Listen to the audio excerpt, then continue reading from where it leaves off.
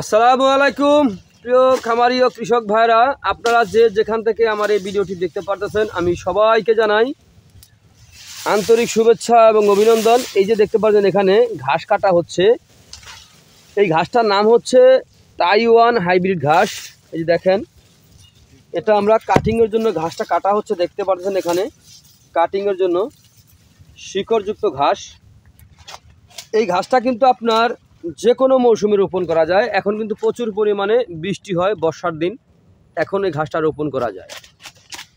এই ঘাসটা কিন্তু আপনার গরুর জন্য একটি লাভজনক ঘাস। এই ঘাস আপনার দেখা যায় যদি একটি গরুর জন্য আপনি দেখা যায় বিশাল বড় একটি গরুর জন্য দেখা যায় আপনার 4 থেকে 5 শতাংশ জমি যদি আপনি রোপণ করেন, সারা বছর আপনি এই ঘাসটা কিন্তু খাওয়াতে পারবেন। এই ঘাসটা কিন্তু অধিক ফলন হয়ে থাকে, অন্যান্য ঘাসের তুলনায় অধিক ফলন হয়ে থাকে। তো যারা আবার আপনার ছাগল পালন করতে চান, তো ছাগলের ক্ষেত্রে আপনারা দেখা যায় ইন্দোনেশিয়ান স্মার্ট টেপিয়ার ঘাসটা রোপণ করতে পারেন।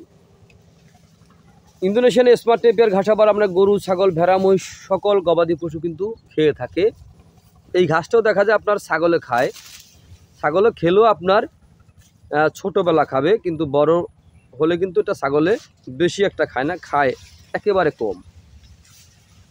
এই যে এখন যে ঘাসটা দেখতে পাচ্ছেন, এই ঘাসটা কিন্তু গরু খুব বেশি পরিমাণে খেয়ে থাকে। এর কারণ হচ্ছে ভাই, এই ঘাসটা মিষ্টি রসালো স্বাদযুক্ত ঘাস।